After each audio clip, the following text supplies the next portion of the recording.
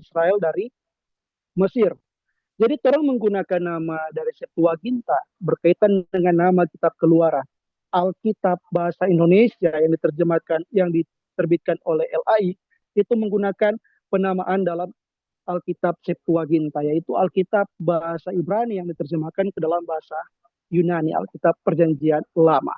Nah, yang menarik teman-teman, salah satu fakta yang menarik dari Tanakh atau Alkitab bahasa Ibrani ialah semua nama-nama di dalam kitab Taurat atau kitab Musa itu dimulai dari kata-kata pertama di dalam kitab itu. Jadi sama dengan kitab Keluaran, dia nama kitab diambil dari kata-kata pertama di dalam kitab itu. Maka begitu pun dengan Kejadian, Imamat, Bilangan, dan Ulangan. Kitab-kitab ini diambil dari kalimat pertama atau kata-kata pertama di dalam kitab itu. Misalnya, kalau Kejadian itu menggunakan nama Bereshit yang berarti pada mulanya. Karena Tuhan tahu bahwa dalam Kejadian 1 ayat 1, ayat pertama, pada mulanya Allah menciptakan langit dan bumi. Begitu juga dengan Imamat, Vaikra, yang berarti dan ia memanggil. Dan Bilangan, Bemidbar, Bemidbar, yang berarti di padang gurun. Dan yang terakhir Ulangan, Dewarim, yang berarti perkataan-perkataan. Jadi semua nama di dalam kitab Taurat, nama kitab-kitab di dalam kitab Taurat itu dinamakan berdasarkan kata atau kalimat pertama di dalam kitab itu. Ini yang menarik, fakta ini yang menarik berkaitan dengan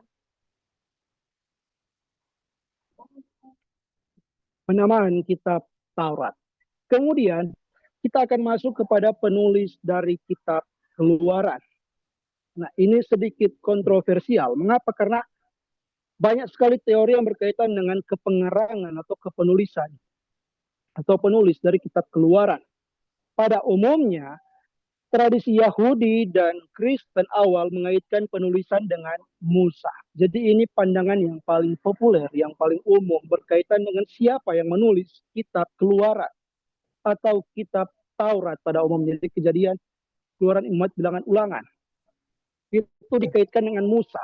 Tetapi kajian modern, menurut beberapa penelitian modern atau teori-teori modern, setelah pencerahan secara khusus, mulai ada yang meragukan kepengerangan dari Musa atau kepenulisan Musa untuk kitab Keluaran dan termasuk semua kitab Taurat.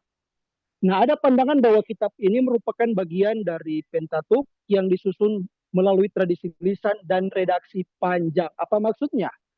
Maksudnya ialah yang menulis kitab Keluaran ini bukan hanya satu orang pada masa tertentu, pada satu masa, di tempat tertentu, pada satu tempat.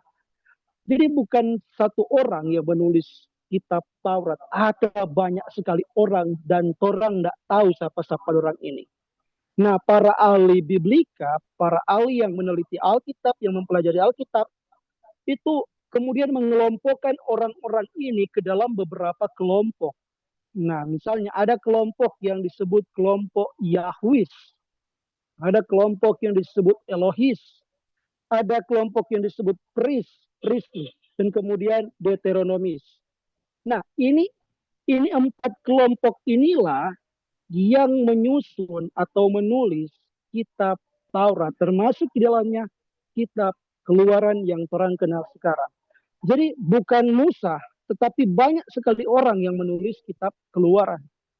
Nah, inilah yang dikenal sebagai teori sumber. Kalau teman-teman mahasiswa teologi di UKIT pasti tahu bahwa ini teori sumber ini adalah salah satu teori yang paling umum diajarkan di dalam fakultas teologi UKIT. Jadi ini sangat-sangat familiar dengan mahasiswa teologi.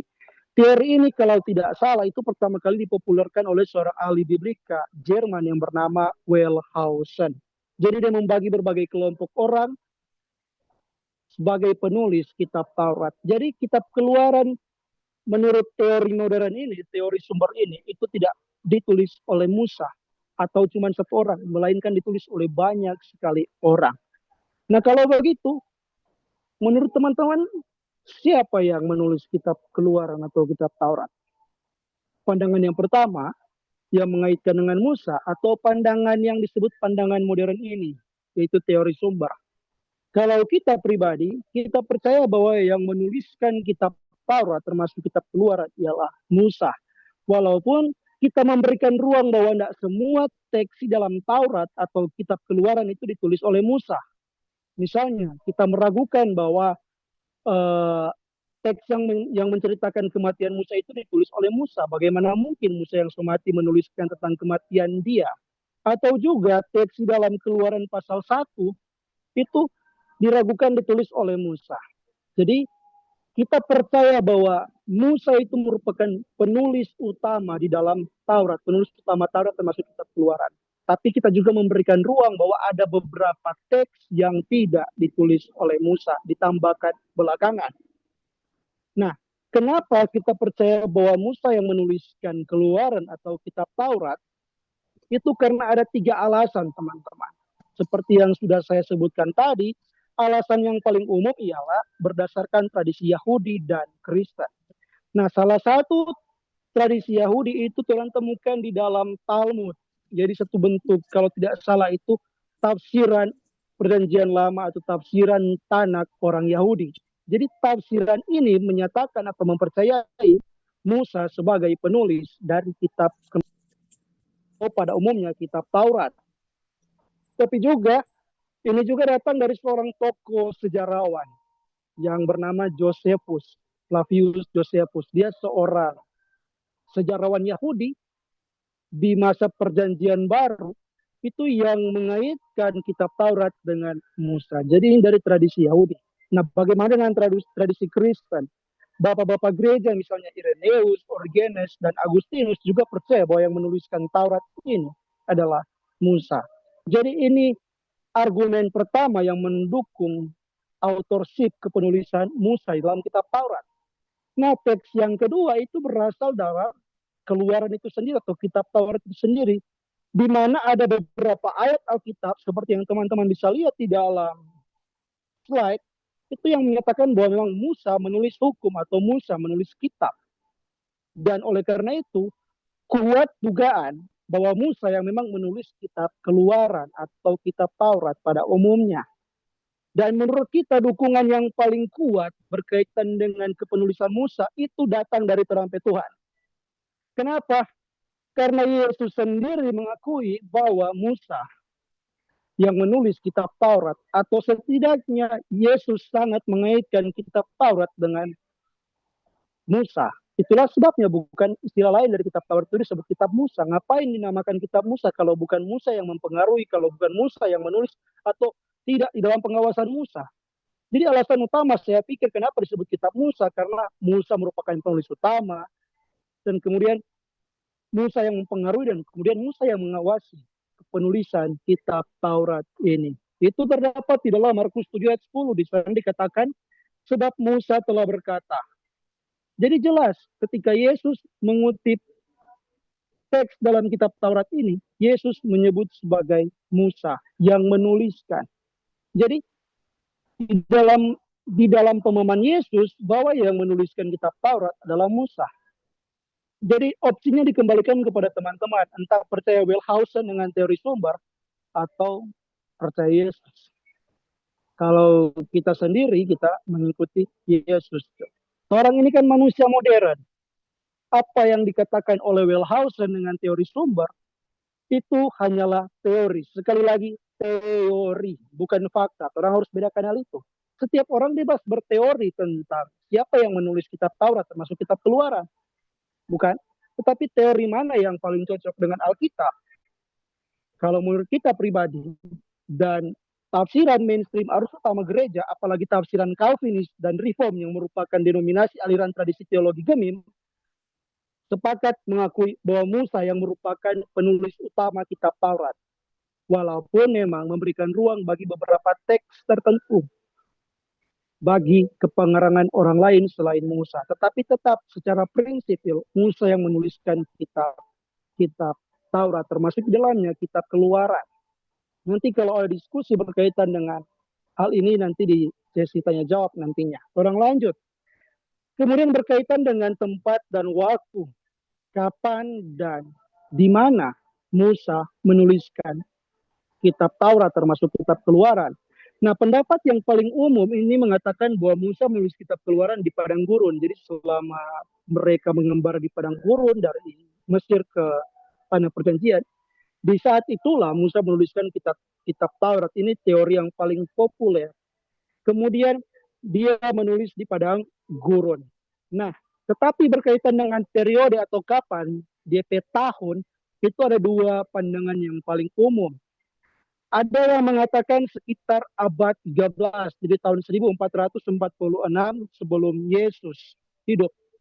Atau ada juga yang mengatakan abad ke-13. Jika mengikuti suatu pemahaman yang mengatakan karena di teks Keluaran atau di teks Taurat menyebut kota Ramsis, dan menurut arkeologi memang ini Ramsis ini seorang Firaun, seorang pemimpin Mesir yang mendirikan kota itu hidup sekitar tahun 1200-an. Jadi banyak orang yang berpikir bahwa ini Musa ini peristiwa di dalam kitab Keluaran ini terjadi selama tahun 1200-an sebelum Yesus, sebelum Masehi. Jadi ada dua teori yang paling umum. Yang pertama tahun 1400-an dikaitkan dengan teks 1 Raja-Raja 6 ayat 1. Kalau kita mau buka di 1 Raja-Raja 6 ayat 1, di sana dikatakan, dan terjadilah pada tahun ke-480 sesudah orang Israel keluar tanah Mesir, pada tahun ke-4 sesudah Salomo menjadi raja atas Israel. Jadi dari Salomo sampai peristiwa keluarnya orang Israel dari tanah Mesir itu terdapat 400 tahun. Dan Salomo memerintah itu di abad ke-9, tahun 1900-an. Maka banyak orang yang berpikir bahwa tahun 1446 kitab Keluaran ditulis. Jadi ada dua teori yang paling umum. Terserah teman-teman mau ikuti yang mana berkaitan dengan penanggalan waktu dari kitab Keluaran. Karena mana ditulis secara eksplisit tanggal berapa. Karena kalender saja berbeda, waktunya saja berbeda, bukan? Oke, tolong lanjut. Kemudian ada 3 tema utama berkaitan dengan kitab Keluaran. Yang pertama berbicara tentang, itu slide, sudah pindah di tema utama. Oke, jadi 3 tema utama. Yang pertama tentang janji perjanjian. Peristiwa dan petunjuk dalam kitab Keluaran menunjukkan bahwa Tuhan mengingat janji perjanjiannya kepada Abraham. Tadi saya sudah sampaikan, apa yang terjadi kepada orang Israel di dalam kisah kitab Keluaran itu merupakan pemenuhan janji Allah kepada Abraham bahwa Tuhan akan memberkati dia dan keturunannya. Bagaimana mungkin Tuhan memberkati keturunan Abraham kalau Tuhan membiarkan orang Israel ditindas di tanah Mesir? Nggak masuk di akal. Jadi dengan kata lain, kenapa orang Israel bisa keluar tanah Mesir? Karena Tuhan mengingat janji-janjinya kepada Abraham. Janji itu berlaku bagi keturunan Abraham dan juga semua bangsa, mencakup tanah, keturunan yang banyak, dan berkat. Pemenuhan janji ini didasarkan pada hubungan perjanjian Israel dengan Tuhan. Kemudian, tema yang kedua itu berbicara tentang pengantara perjanjian.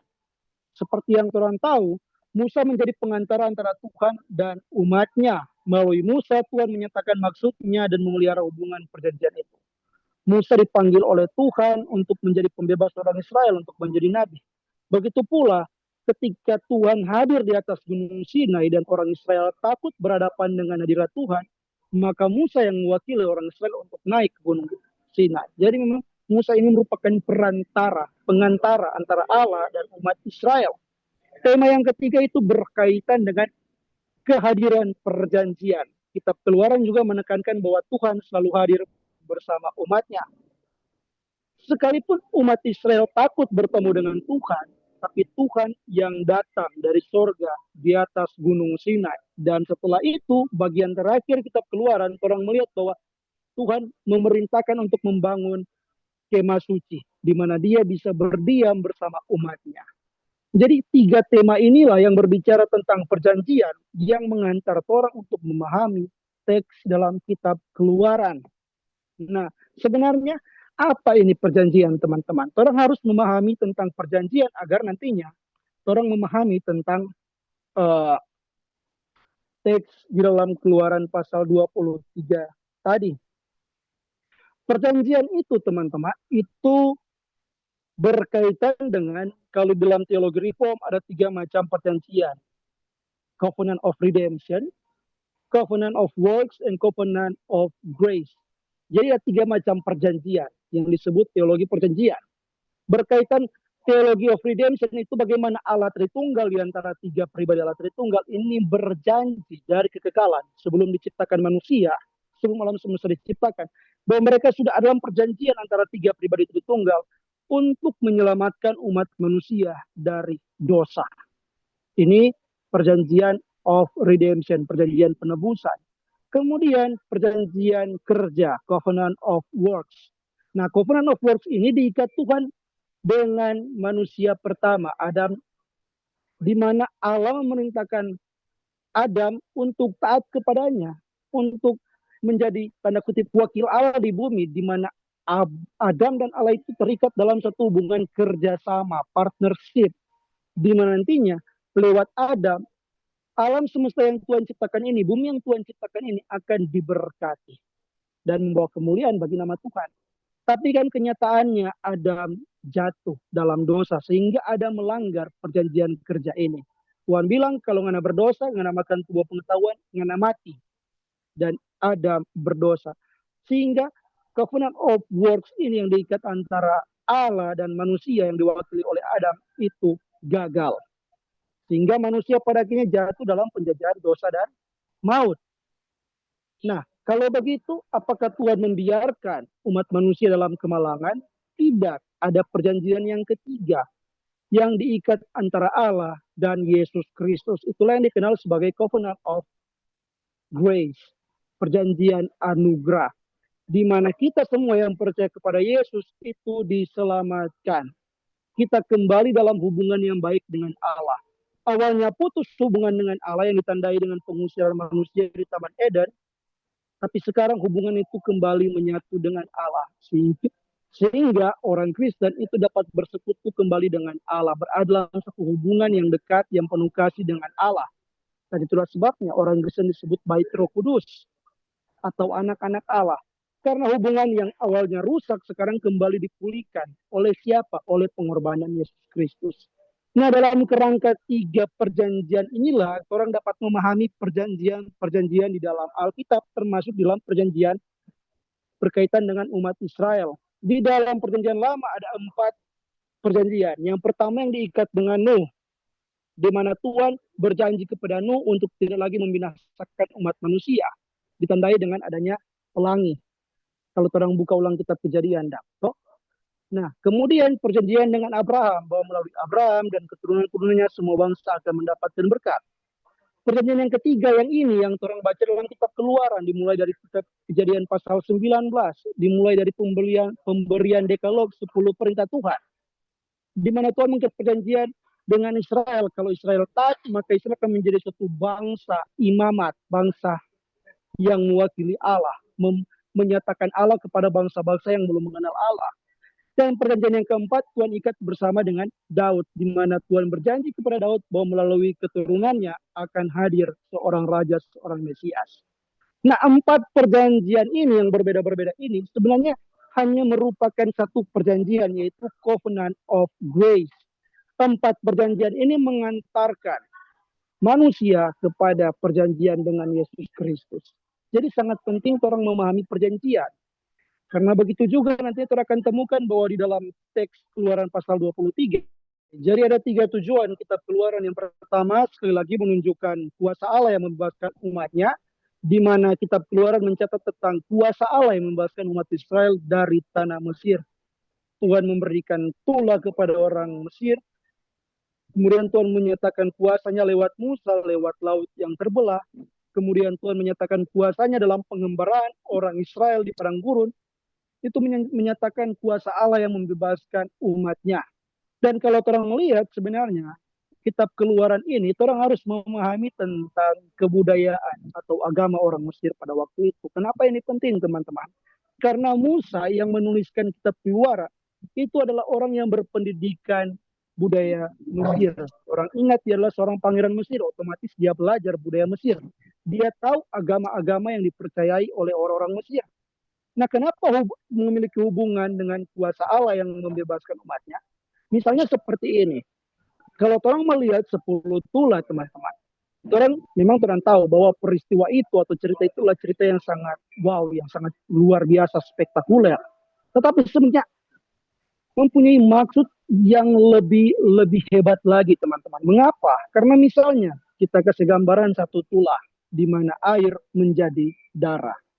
Itu sungai Nil itu menurut orang Mesir itu merupakan sungai yang memberikan kehidupan bagi dorang sampai saat ini. Kalau ada sungai Nil, kalau ada sungai Nil, itu tanah Mesir tidak akan menjadi tanah yang bisa menghasilkan tumbuhan. Jadi akan hancur peradaban Mesir kalau ada sungai Nil. Dan bahkan sungai Nil ini dianggap dewa, Tuhan oleh orang Mesir. Jadi banyak Tuhan untuk itu orang Mesir. Tapi ketika Tuhan menyatakan pula air menjadi darah, sungai Nil sekarang menjadi darah, semua kehidupan dalam sungai Nil ini mati, binatang-binatang dalam sungai Nil ini mati. Ini dengan kata lain menyatakan bahwa Yahweh Allah Israel itu lebih hebat dari Allah Mesir. Paham enggak? Jadi semacam ada show off kekuatan, kuasa antara Allah Israel dengan Allah Mesir. Dalam kebudayaan kuno, kebudayaan Timur Tengah, itu Allah antara bangsa yang satu dengan bangsa yang lain, itu selalu digambarkan dalam pertempuran, peperangan. Jadi misalnya kalau bangsa ini menang perang terhadap bangsa B, maka bangsa BP Allah itu lebih rendah, lebih payah daripada bangsa AP dewa. Jadi pemikiran dunia kuno seperti itu. Jadi dengan kata lain, kalau Tuhan bisa membuat air menjadi darah di sungai Nil, apalagi itu sementara menunjukkan bahwa ingat, kita lebih jago daripada dewa-dewa Mesir. Begitu juga tulah terakhir ini gelap gulita.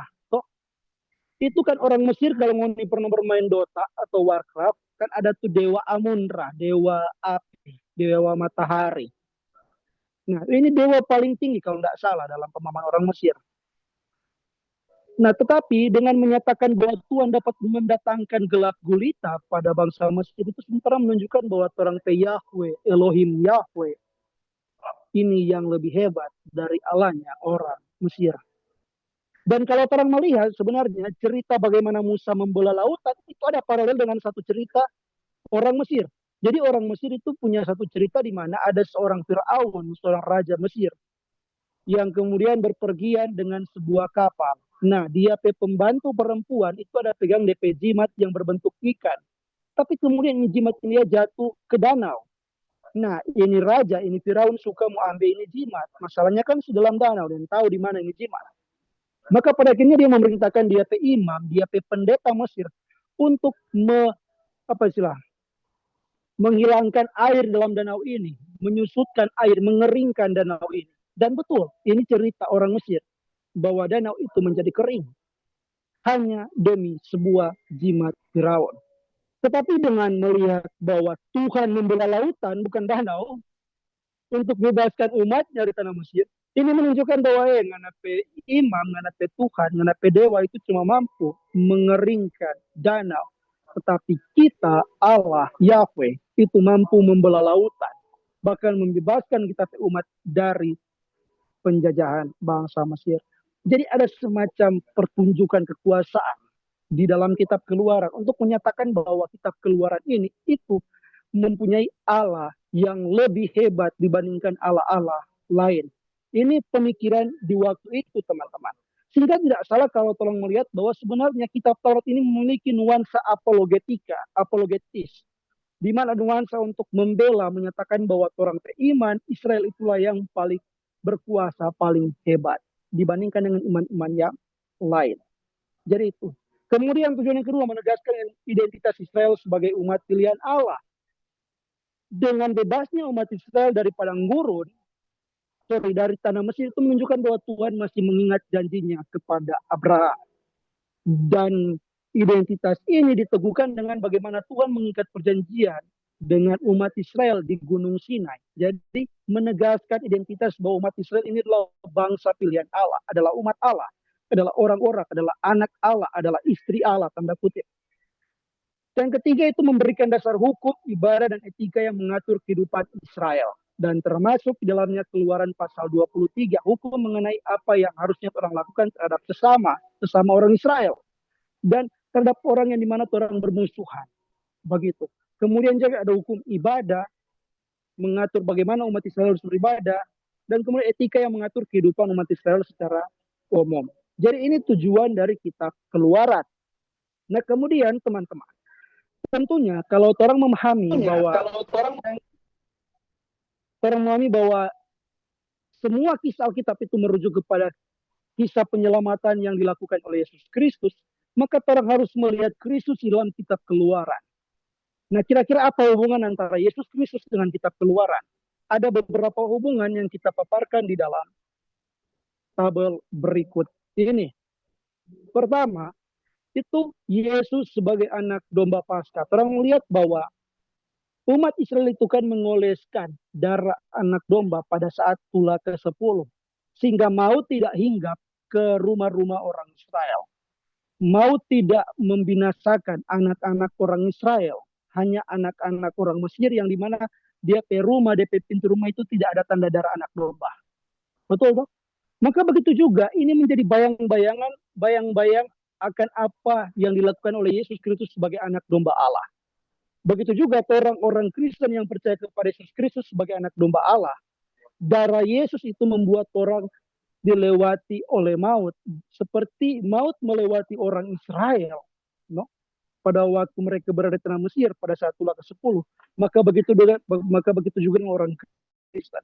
Orang Kristen lagi tidak dikuasai oleh maut. Maut tidak hinggap kepada kehidupan orang percaya. Kenapa? Karena orang sudah ditebus oleh darah anak domba Paskah yang sejati, yaitu darah Yesus Kristus. Kemudian Yesus sebagai pembebas sejati. Di dalam kitab Keluaran ada Musa, orang tahu bersama. Ada Musa yang membebaskan orang Israel dari penindasan bangsa Mesir. Tapi Yesus itu membebaskan umat manusia. Bukan hanya umat Israel, tapi umat manusia. Dari kuasa penindasan, penjajahan, dosa, dan iblis. Jadi Musa ini merupakan bayang-bayang dari apa yang dikerjakan oleh Yesus Kristus nantinya. Di mana dia membebaskan orang dari penindasan, dosa, dan maut. Kemudian Yesus sebagai roti dan air hidup. Kalau orang melihat kembali cerita pengembaraan, bagaimana orang Israel dipenuhi kebutuhannya, Tuhan memelihara orang Israel dengan diberikan mana. Maka sekarang di dalam Yohanes orang melihat bahwa Yesus mengklaim diri sebagai roti hidup dan air hidup. Orang Israel minum dari batu karang karena mereka kehausan. Tapi juga Yesus menyatakan bahwa dia memberi air hidup. Tidak akan pernah ada lagi rasa haus. Ini dalam pengertian rohani. Jadi keselamatan, orang bukan lagi sekedar keselamatan jasmani seperti yang dialami oleh orang Israel di padang gurun, tapi keselamatan sekarang orang holistik, bukan hanya keselamatan jasmani, tapi keselamatan rohani. Orang memperoleh keselamatan jiwa di dalam diri Yesus Kristus. Kemudian Yesus sebagai perjanjian baru. Kalau Allah mengikat perjanjian dengan Israel, nah di dalam perjanjian baru lewat perjamuan kudus, Yesus bilang inilah perjanjian yang baru. Jadi perjanjian-perjanjian yang sebelumnya manusia gagal penuhi, orang Israel gagal penuhi, perjanjian yang Tuhan ikat di dalam kitab Keluaran. Terang tahu bersama pada akhirnya umat Israel itu jatuh pada penyembahan berhala, raja-raja itu berlaku tidak adil kepada umatnya, tetapi kemudian dipenuhi oleh Yesus Kristus. Kemudian Yesus sebagai kehadiran Allah. Kalau dulu Allah hadir di Gunung Sinai, Allah hadir di Kemah Suci, Allah hadir di Bait Allah, tapi sekarang Allah hadir di dalam manusia. Lewat apa? Lewat Yesus Kristus. Allah berinkarnasi menjadi manusia. Allah sungguh-sungguh berjalan di tengah-tengah manusia. Dan yang terakhir, Yesus sebagai imam besar, nabi dan raja. Musa dari keturunan Harun yang nantinya akan menjadi pelayan-pelayan di Bait Allah. Orang-orang yang melayani ibadah orang Israel. Nah, Yesus Kristus juga imam besar menjadi pengantara umat manusia dengan Allah. Yesus Kristus sebagai nabi, dia menyatakan kerajaan Allah, dia menyatakan kehendak Allah sama seperti Musa. Dan Yesus Kristus sebagai raja bukan hanya memerintah Israel, tapi memerintah seluruh dunia. Jadi ini bayang-bayang Kristus dalam kitab Keluaran. Sehingga kalau orang mengkhotbahkan kitab Keluaran, jangan lupa mengkhotbahkan tentang Yesus. Karena tadi kita bilang, perjanjian di dalam kitab Keluaran ini, itu merupakan bayang-bayang dari perjanjian anugerah yang diikat oleh Allah dan Yesus Kristus demi umat manusia. Nah, jadi ini bisa terang pahami dalam satu kerangka penafsiran atau metode penafsiran yang sayangnya itu sangat-sangat kurang dikenal. Sangat jarang dikenal oleh teolog Gemim, atau bahkan mahasiswa teologi. Apa itu? Redemptive Historical Method. Nah, metode penafsiran ini adalah satu metode penafsiran yang melihat bagaimana semua narasi kisah Alkitab itu mempunyai hubungan dengan Yesus Kristus sebagai pusatnya, puncaknya. Ini yang kata lain, orang bisa menemukan Injil bukan hanya di Matius, Markus, Lukas, dan Yohanes, tapi orang dapat menemukan Injil di Kejadian, Keluaran, Imamat, Bilangan, Ulangan. Yesus bahkan sudah hadir di, pada mulanya Allah menciptakan langit dan bumi. Berfirmanlah Allah, sudah hadir situ tuh Yesus. Toh. Baru ada proto-evangelium, Injil pertama di Kejadian pasal 3, setelah umat manusia jatuh dalam dosa, Tuhan bilang Pak Adam mengenai keturunan ini akan merembukan kepala ular. Itu Injil, keturunan siapa ini ada? Ya Yesus. No? Di Keluaran juga ada Yesus, di Imamat juga ada Yesus. Toh. Yesus imam besar dalam Imamat yang mewakili orang. Di Bilangan ada Yesus. Bagaimana menceritakan Bilangan itu Tuhan menyertai umat Israel lewat mana dan sebagainya, itu menunjukkan sebagai roti hidup. Jadi semua kitab semua berbicara tentang Yesus, merujuk kepada Yesus, tanpa harus tentunya orang terlalu dogmatis. Tentunya orang harus mengartikan dulu teks Alkitab sesuai dengan konteksnya. Baru kemudian orang melihat hubungannya dengan Yesus. Agar nantinya orang biblikanya tidak menghujat kita. Kalau memaksakan dogma. Tapi itulah cara penafsiran reform seperti itu. Salah satu hal yang mempopulerkan pandangan ini adalah Gerhardus Voss. Gerhardus Voss ini merupakan seorang teolog didikan reform sangat terkenal. Itu sayangnya masih kurang dalam mata kuliah biblika di Fakultas Teologi UKIP. Kita ingin tahu kenapa tidak diajarkan, tapi yang diajarkan itu hanya kritik historis atau reader response atau kritik feminis dan sebagainya, postkolonial dan sebagainya. Ini kan cuma metode-metode tafsir, toh. Jadi bukan orang itu cuma mutlak cuma boleh pakai satu metode. Kenapa metode redemptive historical method ini tidak diajarkan? Yang tidak heran, sorry to say, hamba-hamba Tuhan kami ini tidak tahu redemptive historical method, tidak tahu menafsir Yesus in all of scriptures. Nggak bisa melihat hubungan antara setiap kitab dengan Yesus. Kenapa? Karena salah satu tidak paham cara menafsir reform itu seperti apa. Seperti yang terdapat dalam redemptive historical method. Ini diajarkan di Westminster, kampus reform terkenal, kampus teologi terkenal di dunia. Dan sebagainya. Tapi kenapa tidak diajarkan di Fakultas Teologi? Sayang. Sehingga pada akhirnya teori-teori yang paling banyak dipegang oleh teolog-teolog sejauh yang kita amati, ini tapi pengamatan. Teolog-teolog Gemim ialah teori sumber. Yang sebenarnya dalam dunia biblika ini teori ini kurang relevan. Begitu. Ini kan termasuk kuno. Kenapa? Karena Wellhausen itu hidup di abad 1920 sebelum Perang Dunia Pertama. Jadi termasuk kuno dibandingkan dengan orang hidup di masa kini. Tapi teori itu yang paling umum masih banyak dipegang oleh teolog-teolog Gemim. Kita ingin tahu kenapa atau ada hubungan dengan apa yang kita sampaikan tadi atau tidak. Kita belum melakukan penelitian lebih jauh. Tapi kita berasumsi salah satu yang menjadi alasan ialah karena di dapur teologi Gemim itu belum ada mata kuliah yang menggunakan metode reform dalam menafsir. Ingat, setiap metode penafsiran itu tidak pernah dimulai dari titik netral. Semua pasti menggunakan asumsi di balik itu. Asumsi kenapa teori sumber diterima? Karena ya satu, yang menafsir pasti mengasumsikan bahwa Alkitab bisa salah. Ketika Alkitab bilang Musa yang tulis, maka Alkitab bisa salah. Bisa jadi orang lain yang menulis. Nah, asumsi ini yang dipakai. Begitu. Jadi sayang. Jadi sebenarnya ada titik, tidak ada metode tafsir itu yang objektif, yang dalam artian tidak dipengaruhi oleh presuposisi. Tidak dipengaruhi asumsi tertentu. Begitu. Ini sedikit berat di bahan memang, tapi orang bisa diskusikan ini nanti. Kalau masih ada waktu. Oke teman-teman. Saya akan lanjut di eksposisi. Kita harap masih punya waktu untuk lanjut eksposisi, kita cuma bagi nggak lama. Karena ini kan bicara moral, bicara hukum. Orang tahu semua, orang sepakat bersama tentang apa yang ditulis dalam Keluaran pasal 23 ayat 1 sampai 13.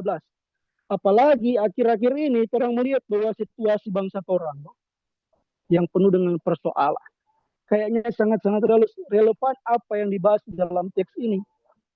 untuk dimaknai, diaplikasikan dalam kehidupan orang sebagai jemaat maupun sebagai masyarakat.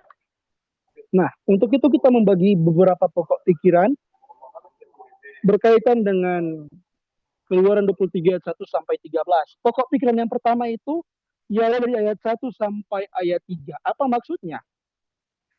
Paragraf ini membahas tentang kesaksian di pengadilan. Dari kata-kata saja yang orang lihat di dalam teks pasal ayat 1 sampai 3 ini sangat bernuansa pengadilan, sangat bernuansa hukum. Misalnya, atau kabar bohong atau laporan palsu. Sorry, kita pakai KDP bahasa Inggris di sini, makanya diterjemahkan laporan palsu. Karena kita ambil referensi dari referensi luar. Ada kabar bohong, ini sangat bersifat pengadilan, sangat bersifat hukum. Ada saksi jahat atau saksi yang punya niat buruk. Kan dalam pengadilan ada yang pura-pura jadi saksi biar sumpah, toh. Tapi dia bisa menjawab, tapi dia bisa memberikan kesaksian yang palsu. Kalau di ayat 1 disebut saksi yang tidak benar. Kemudian ada memberi kesaksian atau dalam suatu perselisihan. Jadi dengan kata lain teman-teman, teks pasal 1 setidaknya sampai pasal ayat 1 sampai 8 ini berbicara tentang nuansa pengadilan. Sangat bersifat hukum. Karena waktu itu memang orang Israel sudah mengenal pengadilan. Nah, jadi apa makna teologisnya? Israel dipanggil untuk menjadi masyarakat yang adil dan tidak memihak. Kenapa?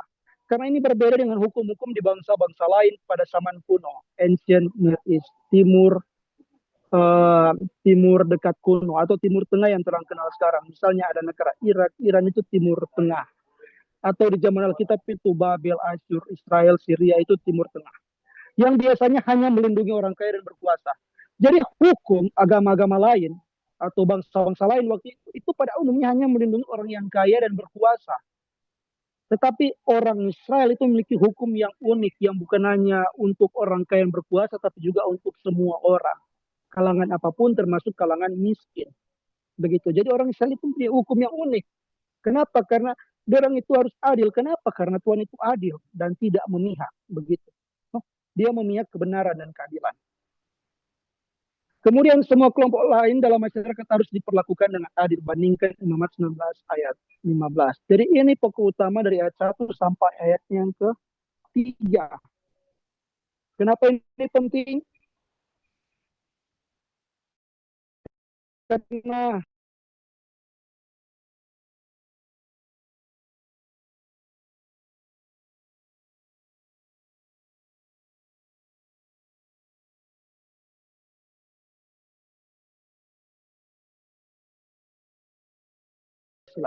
terpidana kalau tidak salah itu dapat diberikan amnesti.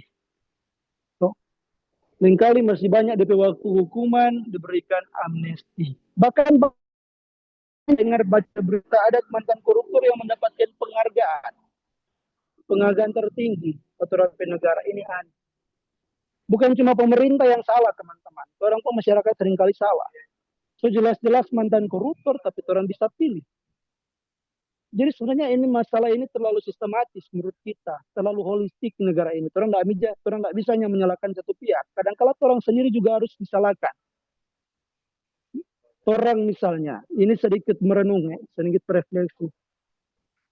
Tanpa berarti kita menolak demonstrasi atau upaya hukum, upaya teman-teman dalam mencari keadilan negeri ini. Misalnya seperti ini. Orang menginginkan DPR bubar. Tapi orang sadar enggak? Orang sendiri yang memilih itu anggota dewan. Anggota DPR sekarang yang duduk di Senayan sebagai wakil rakyat itu anggota DPR yang dulu adalah mahasiswa-mahasiswa yang mendemo Soeharto pada peristiwa reformasi.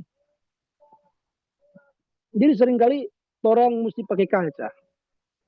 Kenapa orang pemerintah ini korup? Karena kenyataannya orang lihat di dalam masyarakat, orang sendiri seringkali melihat praktek korupsi oleh masyarakat menjelang pemilu dan sebagainya. Bukan hanya dalam hal-hal pemilu, bahkan dalam kehidupan sehari-hari orang seringkali korupsi. Jadi ini dunia ini perlu Yesus, teman-teman. Begitu. Tidak cuma satu pihak yang gelap, satu pihak yang terang. Semua ini gelap. Cuma satu orang yang terang, Yesus. Makanya disebut terang dunia. Makanya kalau orang ingin mendapatkan terang sejati, itu Yesus. Oke, lanjut. Sorry, takut, Bah. Pokok pikiran yang kedua itu ayat 4 sampai 5. Jadi teks ini adalah gambaran tentang bagaimana masyarakat yang adil seharusnya berjalan. Seorang yang terikat dalam perjanjian, jadi perjanjian antara Allah dengan Israel, harus menolong yang lain, bahkan jika secara pribadi mereka bermusuhan. Jadi sebenarnya musuh dalam teks ini kak bukan musuh bangsa lain. Jadi misalnya di bangsa Kanaan atau bangsa Asyur, tidak. Tapi sesama orang Israel yang punya perseteruan. Sehingga pihak A menganggap pihak B sebagai musuh, begitu sebaliknya.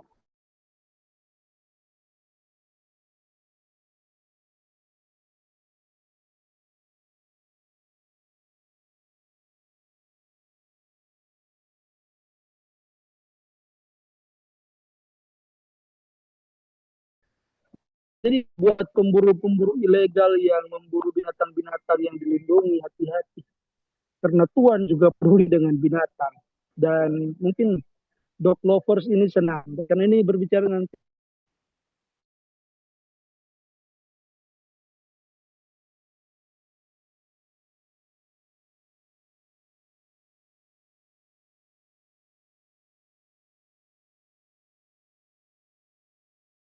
menurut beberapa teks di zaman yang akan datang itu ada binatang. Karena binatang itu merupakan bagian dari ciptaan Allah.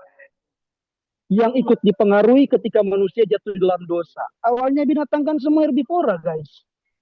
Taruh kira, nah ada tuh singa memakan kambing itu di Taman Eden. Marpas manusia jatuh dalam dosa, sudah sungai baku makan orang. Jadi ada hubungan antara kejatuhan manusia dengan pengaruhnya terhadap binatang. Kemudian perhatian Allah terhadap hewan, misalnya di Yunus 3, 8, 4, dan 11. Jadi secara konteks Keluaran 23 ayat 4 sampai 5 sepertinya menyela bagian yang sedang membahas prosedur pengadilan. Jadi ada pause sedikit. Kemungkinan musuh di sini lawan dalam perkara hukum. Bisa jadi peristiwa ini terjadi di perjalanan menuju atau pulang dari pengadilan. Ini konteks dari ayat 4 sampai 5. Maka begitu pula orang lihat dalam perjanjian baru di mana Tuhan memerintahkan orang untuk mengasihi musuhmu. Karena memang Tuhan di situ menggenapi Taurat. Begitu. Bukan meniadakan atau menolak Taurat. Tidak. Tapi dia menggenapi Taurat. Kemudian pokok pikiran selanjutnya itu ayat 6 sampai 9. Ini bicara tentang keadilan hukum sama seperti dalam Keluaran 23 ayat 1 sampai 3. Bagian ini menekankan pentingnya sistem hukum yang adil. Salah satu musuh terbesar keadilan adalah suap. Seperti yang teman tahu. Karena bisa membuat hakim atau pemimpin berpihak pada yang salah. Itulah sebabnya Alkitab berulang kali memperingatkan tentang bahaya suap. Nabi Yesaya bahkan mengaitkan ketidakadilan dengan suap dan kebiasaan buruk lainnya seperti mabuk. Jadi salah satu alasan kenapa orang bertingkat tidak adil ialah karena menerima suap, bisa berupa barang, uang, jabatan, dan lain sebagainya. Tapi Tuhan itu tidak bisa disuap, teman-teman. Tuhan tidak bisa disuap. Oleh karena itu orang harus seperti Tuhan, hidup adil. Kemudian tentang belas kasih terhadap orang asing. Israel diingatkan untuk memperlakukan orang asing dengan penuh kasih sebab mereka sendiri pernah menjadi orang asing yang tertindas di Mesir. Jadi jangan lupa diri loh. Jangan orang kau jadi orang Indonesia kemudian orang menjajah bangsa lain. Padahal orang dulu udah rasa bagaimana siksanya penjajahan bangsa asing. Begitu. Jadi seperti itu. Kemudian pengalaman pahit Israel seharusnya melahirkan empati terhadap kaum lemah termasuk orang asing, yatim, dan janda. Kemudian lanjut kepada pokok pikiran selanjutnya. Nah, ayat 10 sampai ayat 12 ini berbicara tentang konsep pertanian yang menambah kesuburan. Jadi sama dengan orang Batani, ini boleh utana orang bagi-bagi terus olah-olah terus. Pada akhirnya itu kan kasih istirahat. Jadi ini penting bagi ekoteologi. Teologi tentang alam, tentang pertanian. Ini penting karena Tuhan sendiri saja menyuruh orang untuk mengistirahatkan tanah. Pada tahun ke-7, apapun yang tumbuh sendiri harus dibiarkan untuk dimakan oleh orang miskin dan yang membutuhkan. Nah, nanti sebentar ada hal yang menarik. Perhatikan juga bahwa Allah peduli pada hewan. Ini kemudian ditekankan kembali teman-teman. Allah mendengarkan tangisan hewan, Allah memberi makan pada hewan, dan hewan akan ikut serta dalam masa akhir. Kemudian, Keluaran pasal 23 ayat 10 sampai 12 ini adalah prinsip umum di Israel. 1 dari 7. Kalau teman mengingat misalnya tahun Yobel, tahun beristirahat. Dalam ayat ini dikaitkan dengan tanah, sedangkan dalam Keluaran 23 ayat 12 dengan jadwal kerja mingguan. Bayangkan kalau ada perintah dalam Kejadian untuk menghormati silakan orang bekerja terus. Jadi dunia ini berhutang kepada kekristenan.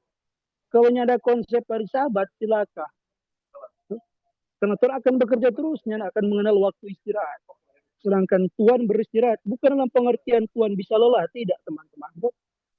Tapi Tuhan memberikan waktu bagi orang untuk pulih, memulihkan orang tenaga sebagai manusia. Jadi tahun ke-7 adalah cara untuk menyediakan makanan bagi orang miskin, bagi orang yang tidak punya lahan pertanian waktu itu, maka tahun ke-7 ini bisa memberikan mereka makanan sehingga kebutuhan mereka terpenuhi. Tetapi jika semua ladang dilakukan, ini yang menarik. Tetapi jika semua ladang dilakukan bersamaan, maka akan ada terlalu banyak makanan pada 1 tahun dan tidak ada pada 6 tahun berikutnya. Misalnya seperti, andai kata semua orang Israel itu sama-sama batanang di tahun ini 2025, semua batanang di tahun 2025. Jadi berarti orang miskin, orang Israel itu akan menderita selama 7 tahun berikutnya. Orang harus menunggu sampai 2032 baru yang boleh petik tuh sisa panen. Nah, sehingga menurut salah satu penafsir yang kita ambil di preferensi, maka perintah tahun ke-7 ini berlaku secara relatif. Misalnya seperti ini. Dia hitung beda-beda. Misalnya kita mulai batanang tahun 2025, toh? Tapi ada yang batanang di tahun 2018. Sehingga tahun 2025 ini adalah tahun ke-7 bagi yang batanang di tahun 2018. Sedangkan kita baru tahun yang pertama. Sehingga setiap tahun orang Israel akan terus terpenuhi kebutuhannya. Apalagi orang miskin, karena setiap tahun itu ada tahun Yobel. Bergantung kepada ladang masing-masing. Begitu. Ini salah satu tafsiran yang kita kutip. Tapi apapun pandangan yang orang ambil, intinya ialah Tuhan memenuhi kebutuhan orang-orang yang termarginalkan. Ini menunjukkan bahwa tanah adalah milik Allah, ia peduli terhadap orang miskin serta hewan. Dan bagian yang terakhir teman-teman dari eksposisi Torah itu ialah ayat 13. Merupakan ayat penutup dari kitab perjanjian yang menekankan larangan penyembahan berhala. Larangan ini memakai bentuk imperfect dalam fungsi imperatif, dalam bentuk perintah. Israel harus selalu berjaga dan taat. Jadi imperfect itu selalu berjaga dan taat. Jadi bukan cuma taat di saat itu pada waktu Tuhan ikat perjanjian. Tapi setiap saat orang Israel harus berjaga dan taat. Melakukan apa yang diperintahkan oleh Tuhan. Berkat dan hadirat Allah bersyarat pada iman dan ketaatan. Jadi dalam terminologi hukum atau perjanjian yang dipakai dalam Alkitab, ini dua kata yang penting. If, then. Jika, maka. Jika kamu taat, maka kamu diberkati.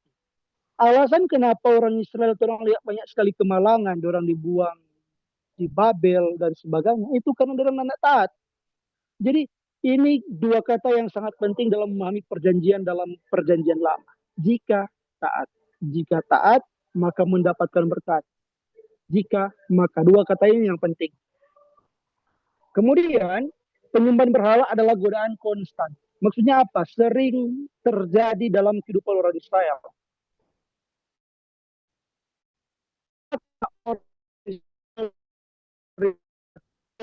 Tuhan kasih 2 loaf batu kepada Musa. Apa yang orang Israel bikin ketika Musa turun dari Gunung Sinai? Orang menyembah berhala. Baru terdengar jangan ada padamu Allah lain di hadapanku. Dorang langsung bikin penyembahan berhala. Bayangkan umat Israel, teman-teman. Dan oleh karena itu, salah satu penyembahan berhala yang paling umum dilakukan oleh umat Israel ia berkaitan dengan dewa kesuburan, kesuburan Tan dalam hal ini. Kenapa? Karena dalam dunia kuno, kultus kesuburan atau ibadah yang berkaitan terhadap dewa-dewa yang dipercaya dapat menyuburkan tanah itu sangat klasik dan sangat umum. Setiap dewa pada waktu itu mempunyai tugas tujuannya masing-masing. Ada dewa perang, ada dewa cinta, ada dewa kesuburan tanah, dan lain sebagainya. Maka ketika orang Israel misalnya gagal panen, Orang tergoda untuk memuja dewa-dewa berhala selain Allah Israel. Karena tadi dewa itu mempunyai fungsi masing-masing. Dalam pemikiran zaman dahulu, yang polisteistik, yang mempercayai banyak dewa. Kemudian larangan untuk menyebut nama Allah lain. Kenapa ini penting?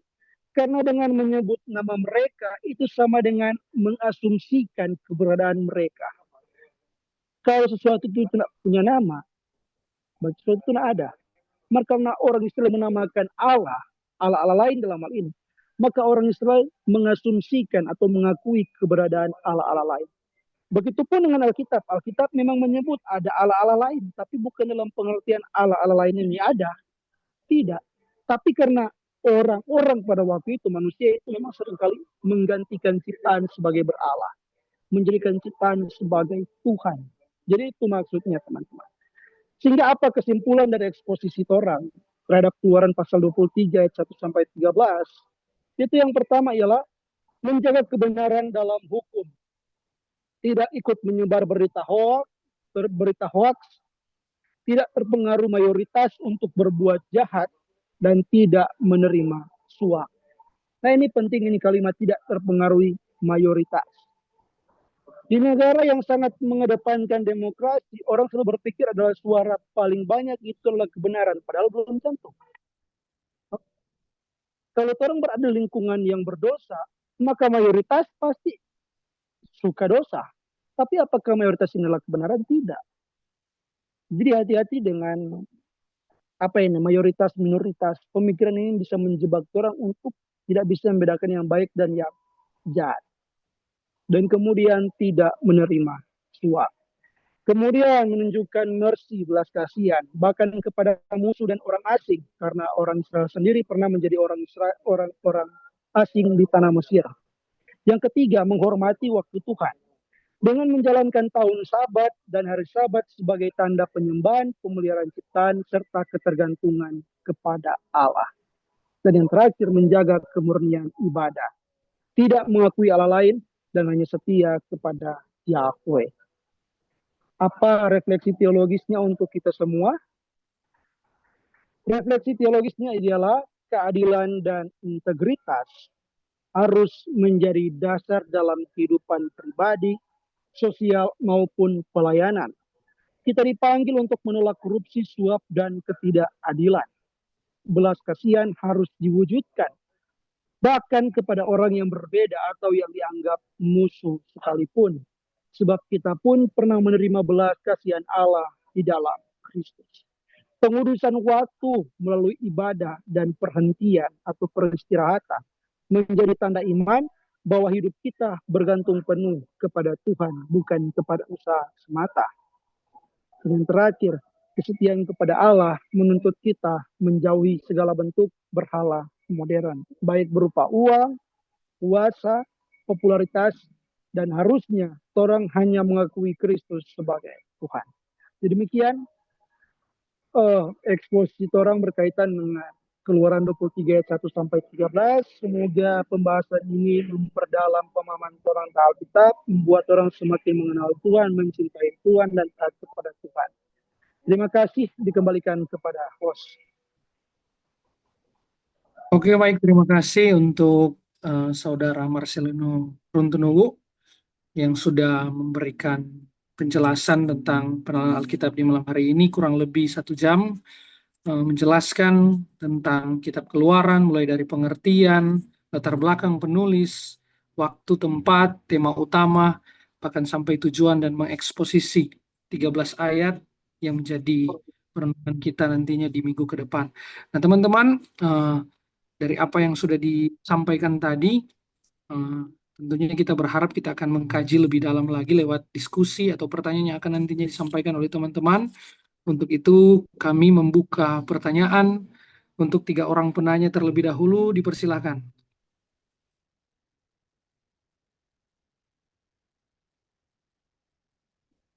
Oke, langsung saja Stephen, sambil menunggu teman-teman yang lain, langsung berikan pertanyaan.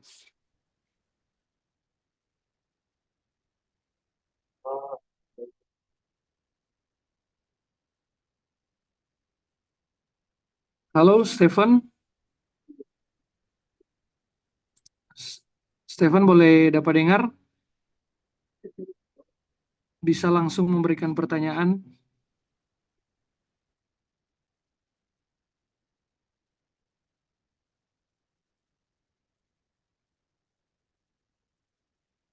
Oke, mungkin diberikan kesempatan untuk teman-teman yang lain yang ingin bertanya. Ada yang ingin bertanya boleh langsung menyampaikan. Ada juga yang bisa menggunakan fitur obrolan untuk menuliskan pertanyaan. Dipersilakan teman-teman.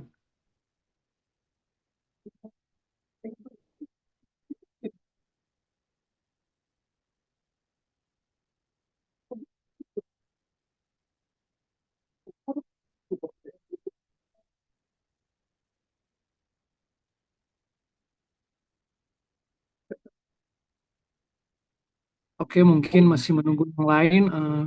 Saya juga ingin memberikan pertanyaan kepada Saudara Marcelino terkait dengan pembahasan malam hari ini. Nah, saya tertarik dengan pemaparan yang diberikan tadi tentang eh, bahwa kita harus bisa mengkhotbahkan Kristus lewat teks-teks walaupun itu dalam perjanjian lama.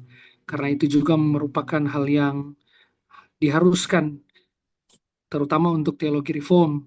Nah, kalau saya juga memang berpendapat sangat penting demikian, bukan karena ini menjadi teologi reform, tetapi memang di Lukas 24 ayat 27 ketika dua orang berjalan ke Emmaus, Yesus mengklaim bahwa seluruh isi kitab para nabi di perjanjian lama, kitab Taurat itu berbicara tentang Yesus sendiri. Nah, jadi saya ingin menanyakan kepada saudara Marcelino, bagaimana kita betul-betul mengkhotbahkan Injil Yesus Kristus lewat teks Alkitab yang kita telah bersama di malam hari ini, yaitu 13 pasal, 13 ayat dari ayat 1 sampai 13. Sehingga apapun yang kita pelajari di malam hari ini bukan cuma sekedar uh, memenuhi pikiran kita secara kognitif, tetapi benar-benar boleh menjadi afektif, mengubah hati dan pikiran kita secara pribadi. Mungkin itu dulu. Terima kasih. Baik, Kak. Semua langsung jawab ini. Boleh sambil menunggu yang lain bertanya. Oke, baik. Jadi tentunya orang harus mengerti bahwa Injil ini merupakan kabar sukacita. Injil bukanlah suatu tuntutan. Karena kalau Injil menjadi tuntutan, maka ini hanya kembali kepada legalisme orang Yahudi yang menuntut orang-orang Yahudi itu harus taat kepada Taurat. Ingat bahwa Injil adalah kabar baik bahwa Yesus Kristus telah menggenapi Taurat, telah taat sampai mati.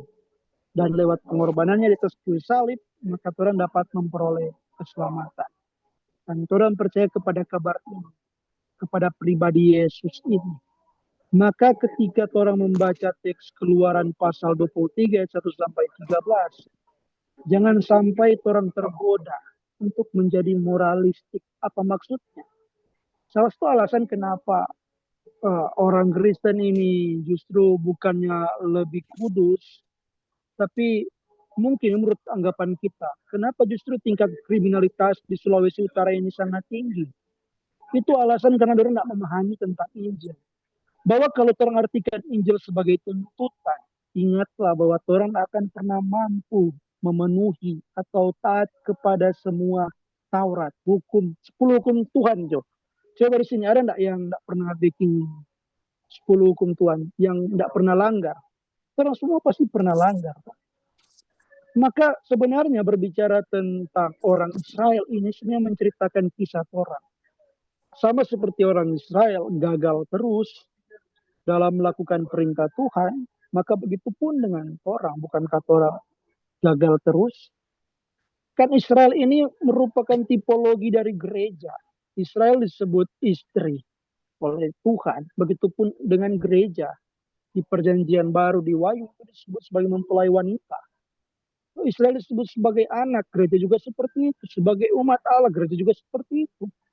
Maka begitu pula hubungan orang dengan Tuhan. Jadi ketika orang melihat banyak peraturan ini, jangan berpikir bahwa walaupun orang harus backing ini semua perintah ini, jangan pernah berpikir bahwa orang mampu memenuhi semua perintah ini. Tidak, teman-teman. Selama orang masih hidup di dunia, orang masih akan melakukan dosa.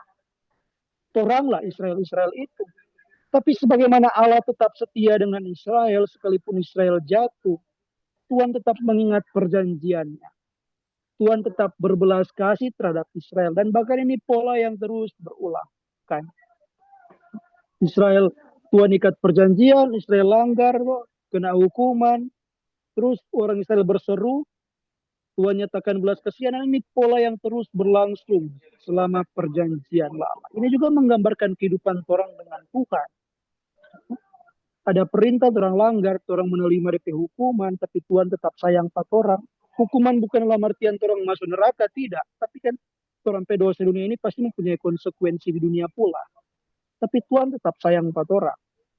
Maka dengan mengkhotbahkan Injil berdasarkan kitab Keluaran 23 ini, yang pertama-tama orang perlu melihat bahwa hanya Yesus yang mampu memenuhi segala tuntutan Taurat, termasuk dalam Keluaran 23 1-13 ini. Tidak ada nama lain selain Yesus. Bahkan Musa pun gagal. Makanya Musa tidak bisa masuk ke dalam tanah perjanjian. Hanya Yesus. Jadi untuk Yesuslah orang percaya. Karena hanya dia yang mampu memenuhi hukum Taurat. Memenuhi hukum Taurat. Begitu. Jadi orang melihat Yesus seperti yang sudah saya contohkan tadi. Bagaimana Yesus itu mempunyai banyak paralel dalam kisah Taurat. Maka ketika orang membaca kitab Keluaran di mana Allah membebaskan umat Israel dari tanah Mesir, sebagai orang percaya orang juga membaca kisah itu seperti Allah yang membebaskan orang dari belenggu dosa. Orang bisa melihat Injil di dalam teks-teks Alkitab. Maka bagaimana dengan peraturan? Apakah orang kalau begitu tidak usah hidup tanpa aturan? Nah ini kalau begini semua jadi apa ya? Istilah hyper Calvinisme. Yang karena percaya orang ini so selamat, akhirnya iman ini menjadi sesuatu yang sangat remeh, yang sangat murah. Seolah-olah ada tuntutan bagi orang Kristen untuk hidup kudus. Menurut Calvin, hukum Taurat ini pedoman, panduan bagi orang untuk hidup sesuai dengan kehendak Tuhan. Kenapa Tuhan memberikan peraturan ini kepada orang Israel? Karena Tuhan ini mau orang Israel sebagai DP umat itu hidup kurang sama dengan orang yang bukan DP umat, yaitu orang bangsa-bangsa lain yang tidak mengenal Tuhan. Makanya orang Israel dituntut untuk melakukan hukum ini. Kenapa? Karena mereka itu adalah imam Allah, wakil Allah. Harusnya mereka yang menyatakan Allah. Maka begitu pun dengan orang Kristen. Ketika melakukan hukum-hukum atau perintah-perintah Alkitab, itu bukan untuk selamat. Tapi orang Kristen ini kan adalah anak Allah. Maka bertingkahlah seperti Bapaknya, seperti Tuhan yang hidup kudus, hidup adil, hidup benar. Maka sebagai bentuk wujud cinta kasih orang, ungkapan syukur orang kepada Tuhan yang telah menyelamatkan orang, maka orang melakukan apa yang menjadi perintah Tuhan. Dan dengan demikian orang menjadi duta-duta Allah, mewartakan kabar baik tentang Allah lewat kehidupan orang. Begitu. Jadi setiap perjanjian itu selalu dimulai oleh apa? Kerja Allah. Allah terlebih dahulu menebus orang Israel dari tanah Mesir, baru dia ikat perjanjian. Maka begitu pula dengan orang, Tuhan terlebih dahulu selamatkan orang, baru orang diikat oleh perjanjian baru oleh darah Yesus Kristus dengan iman kepada Tuhan. Jadi mungkin itu menurut kita berkaitan dengan teks Keluaran pasal 23 1-13 ini. Oke, baik, terima kasih untuk penjelasannya. Jadi karena Allah sudah terlebih dahulu, maka kita dimampukan. Oke, di sini di obrolan sudah ada pertanyaan dari Stephen. Saya bacakan. Izin bertanya Pak, di dalam perjanjian lama, hukum lex talionis, mata ganti mata banyak ditulis, namun di perjanjian baru, dalam Matius 5, Yesus mengajarkan prinsip yang berbeda yaitu kasih. Apakah hukum yang lama sudah tidak berlaku lagi? Oke, demikian pertanyaannya. Boleh langsung Baik, dijawab. terima kasih. Jadi jangan selalu punya pikiran bahwa Allah di perjanjian lama itu adil, keras, kejam, kalau di perjanjian baru itu kasih. Tidak, Allah di perjanjian lama dan PB ini sama. Di PB juga bukan Allah itu lembek, soft. Tidak seperti itu teman-teman. Allah itu tetap adil. Di PB mencatat tentang wahyu. Di PB mencatat tentang bagaimana para penjahat itu dihukum oleh Tuhan. Herodes di kisah para rasul dihukum oleh Tuhan. Dan bagaimana Yesus mengatakan bahwa akan ada pemisahan. Dia akan datang membawa pedang. Bagaimana Yesus sebelengkar tuh tanpa jual di bait Allah. Jadi jangan ada pemikiran dualisme seolah Allah di PL itu lebih kejam, lebih keras daripada Allah di PB. Kalau orang membagi Allah seperti ini, ya Allah selalu bagi-bagi. Kalau begitu saya buka Allah Kristen, buka Allah Tritunggal. Jadi jangan seperti Marsion, bidat yang bernama Marsion, seorang bapak gereja yang bernama Marsion, itu dia tolak sama itu perjanjian lama cuma karena apa? Karena dia anggap ini perjanjian lama ini terlalu keras, terlalu kejam ini Allah. Tidak seperti itu. Maka jangan nantinya orang mengartikan bahwa prinsip yang kuat ditekankan dalam perjanjian lama itu hukum keadilan. Tidak, di perjanjian lama juga ada kasih, ada kelembutan, bukan? Begitu pula di perjanjian baru. Ini yang pertama. Yang kedua ialah ada 3 jenis hukum: hukum sipil, hukum seremoni, dan hukum moral dalam perjanjian lama. Yang masih berlaku sampai saat ini ialah hukum moral. 10 hukum Tuhan itu termasuk hukum moral. Jadi itu tetap berlaku sampai saat ini. Tapi berkaitan dengan hukum sipil, termasuk tumata ganti mata, itu Kak, golongan hukum sipil. Hukum yang dipakai untuk mengatur bagaimana orang Israel hidup bermasyarakat. Oke, itu hanya berlaku di perjanjian lama. Begitu pula dengan hukum seremoni berkaitan dengan ibadah di bait Allah. Karena ini sudah dipenuhi di dalam diri Yesus Kristus. Lagian orang nggak bisa, orang nggak bisa menerapkan hukum perjanjian lama dalam konteks Indonesia, bukan? Karena hukum perjanjian lama mempunyai konteksnya sendiri. Hukum itu untuk menjawab kebutuhan zaman itu yang tentu berbeda dengan kebutuhan zaman sekarang. Jadi tidak pertentangan dalam hal ini, tapi orang harus melihat hal itu secara kontekstual, oke? Ketika berbicara tentang hukum kasih, tidak, Yesus juga mengajar tentang keadilan, tentang hukum. Jadi tidak cuma tentang kasih yang Yesus ajarkan. Lagian kasih yang sejati itu pasti kasih yang benar. Jangan kalau kasih semua itu baik, kasih dosa apakah itu baik? Tentu tidak, tentu salah toh. Jadi kasih yang sejati itu pasti tidak mungkin bertentangan dengan keadilan Allah dan kebenaran Allah. Jadi seperti itu.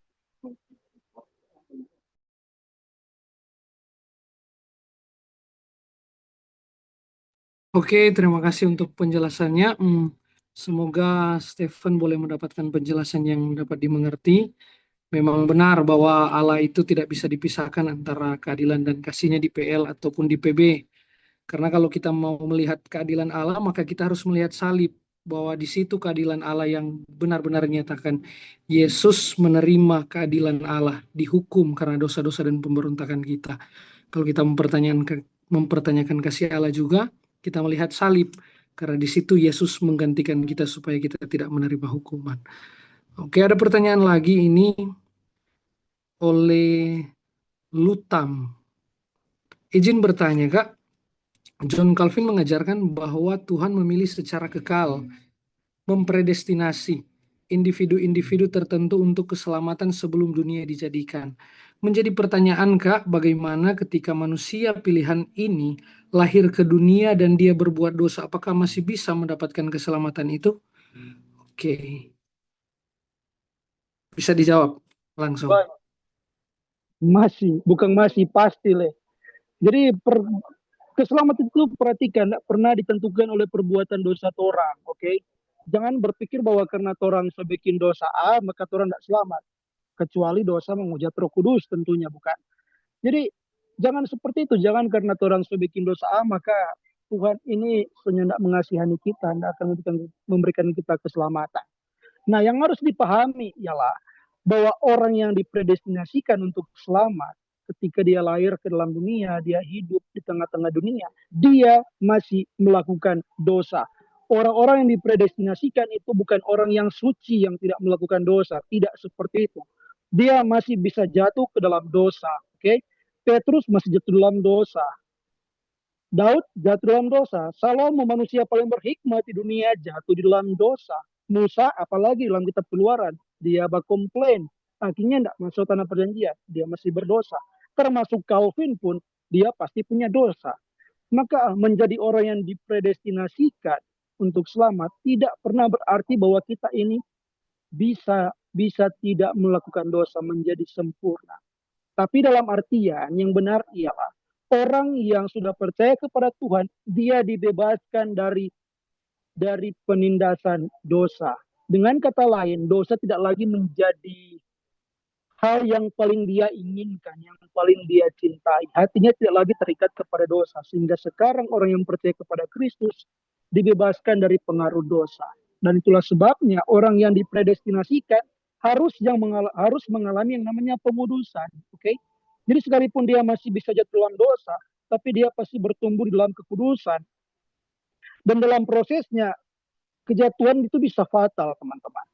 Tapi tetap dia pasti akan belajar dari kesalahan, dia menyesali perbuatannya, dia mengakui dosanya kepada Tuhan, dan akan mengalami pemulihan. Sekalipun tentunya Tuhan pasti ajar atau pukul. Kalau tidak pukul orang, kalau orang berbuat dosa, berarti Tuhan itu tidak sayang pada orang. Okay? Alasan kenapa Tuhan perlu mendisiplinkan orang, mungkin melewat berupa masalah pergumulan hidup, itu karena dia sayang pada orang. Dengan ada masalah pada orang hidup, mungkin orang mengevaluasi. Jangan-jangan selama ini kita hidup jauh dengan Tuhan. Tapi mau bagaimanapun, dosa tidak akan pernah memisahkan orang dari kasih Allah. Jadi yes, orang yang dipredestinasikan pasti selamat, tidak peduli dosa apapun itu. Oke, ingatlah bahwa penjahat di sebelah Yesus kemungkinan besar dia seumur hidupnya itu melakukan dosa, makanya dia dihukum mati dengan cara disalibkan. Tapi orang pertama yang bilang dia susah masuk ada di sorga bersama-sama Yesus itu siapa? Penjahat. Penjahat di samping Yesus. Bayangkan dengan imam-imam pada waktu itu, ahli Taurat yang memfitnah Yesus, yang menghukum Yesus, yang membenci Yesus. Selama hidupnya mungkin orang belajar agama, belajar perjanjian lama, hidup beribadah, tapi kenyataannya hatinya tidak pernah mengenal Tuhan, hatinya tidak pernah mencintai Tuhan.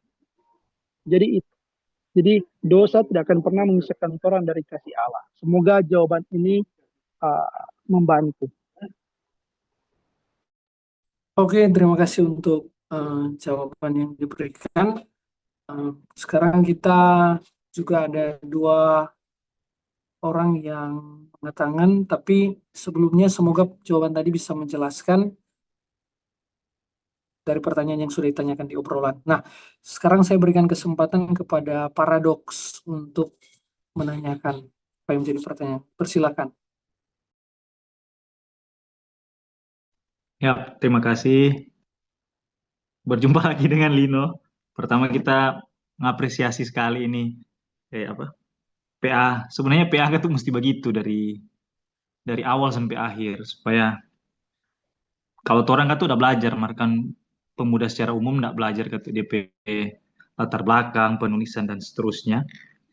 Jadi pertama kita apresiasi itu dan eksposisi itu makin kurang pendeta Gemim yang bereksposisi, kebanyakan kurang praktis-praktis yang penting cuma terima. Itu saja. Saya pikir penting sekali eksposisi. Nah, sekarang kita mau bahas DP teologis dan eksposisi. Kita cuma mau bukan bertanya sih, bertanya tapi saya pikir lebih konteks dengan pemuda. Kita ambil pertanyaan dari menjabarkan trilogi pembangunan jemaat. Pada pertanyaan yang ketiga, dari kajian, hampir setiap hari kita lihat ada pelanggaran hukum yang mana diprakarsai oleh para pemuda. Ini penikaman, kasus pembunuhan, sajam, pesta miras, perselingkuhan dan seterusnya. Yang mana ini DP statistiknya kebanyakan dari pemuda. Dan notabene-nya adalah pemuda Gemim.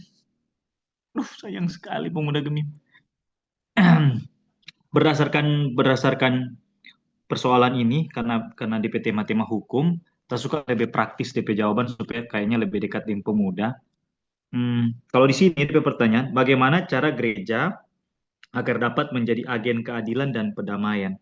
Saya pikir kita ganti supaya lebih spesifik, bukan gereja secara umum, tapi lebih spesifik kepada pemuda. Bagaimana pemuda jadi agen keadilan dan perdamaian dan bukan sebaliknya? Jadi akar masalah di Sulawesi Utara ini kan ada yang salahkan miras, tapi tak pikir enggak, bukan miras kayaknya DP akar persoalan di sini. Tapi lebih kepada pemudanya yang sudah mau lagi dengar firman, so malas lagi mau menerapkan keadilan, apalagi jadi sumber pendamaian. Jangankan jadi garam dan terang dunia. Bagaimana ini mau jadi garam dan terang dunia? Dunia so tawar, dorang justru lebih ambil bagian dalam tawar itu dan seterusnya. Saya pikir ada ada jawaban dari Lino yang tak harap bukan ke kita sih, lebih ke pemudanya saja. Supaya pemuda jadi agen keadilan, tidak melanggar hukum. Bagaimana DP cara supaya orang tidak melanggar hukum, walaupun eh, namanya margin error, human error tetap ada. Terima kasih moderator dan juga Lino. Oke, terima kasih Pak Pendeta Lemon yang sudah memberikan pertanyaan. Jadi boleh langsung dijawab. Dipersilakan. Baik Kak Pendeta, jadi tentunya kita jawaban tidak akan sempurna. Menjawab paling jawabannya pasti sangat luas. Kalau kita sendiri memang melihat bahwa ini menurut pengamatan pribadi, alasan kenapa orang dengan mudahnya buat dosa itu karena dosa dianggap hal yang remeh, bukan? Dan orang sekarang ini hidup di tengah-tengah masa, di tengah-tengah zaman yang berupaya menormalisasikan dosa. Kita selalu bilang ini urutan kronologi seperti ini. Dosa yang awalnya ditoleransi itu akan berakhir kepada menjadi pelaku dosa. Dan ketika orang sudah menjadi pelaku dosa, maka orang akan mempunyai kecenderungan untuk membela perilaku itu. Jadi awalnya mungkin orang bersikap masing-masing jawab. Orang mulai mentoleransi dosa hanya karena dasar baku hilang selak dengan teman, tidak enak kalau mau teman mau apa istilahnya mau batogor teman itu tidak enak. Akhirnya orang mulai menoleransi ya. Salah saya dong pemikiran seperti itu. Tapi mulai dari kebiasaan-kebiasaan menoleransi dosa ini, pada akhirnya orang bisa saja menjadi pelaku dosa itu. Dan kalau jadi pelaku dosa, orang akan mempunyai kecenderungan untuk membela perilaku atau tindakan dosa. Nah ini so cilaka kalau sampai di tahap ini. Yang sangat disayangkan apabila orang Kristen pemuda Gemim yang seperti ini. Jadi strateginya ialah bagaimana program pemuda Gemim ini membuat orang dulu untuk aware dengan dosa. Dan orang perlu belajar tentang misalnya dari sejarah gereja. Great Awakening di Amerika atau kebangunan rohani yang besar terjadi di Amerika di zaman-zaman Puritan oleh Jonathan Edwards dan kawan-kawan. Jonathan Edwards itu dia khotbah membangunkan rohani banyak sekali orang Amerika waktu itu, bukan dengan mengkhotbahkan bukan dengan mengkhotbahkan moral, bukan dengan mengkhotbahkan janji-janji yang wow, yang Injil kemakmuran, tapi dia mengkhotbahkan suatu khotbah yang berjudul The Sinners in the Hand of an Angry God. Orang-orang berdosa di tangan Allah yang murka. Sampai sekarang kita takut sekali baca ini buku. Serius. Karena terus terang ketika kita membaca buku itu, kita diingatkan kembali bahwa darah Yesus itu tidak murah, teman-teman. Oh, jadi membuat kita jadi ngeri begitu orang. Dengan kata lain. Bahwa dosa ini, apalagi dalam kitab Keluaran, kenapa?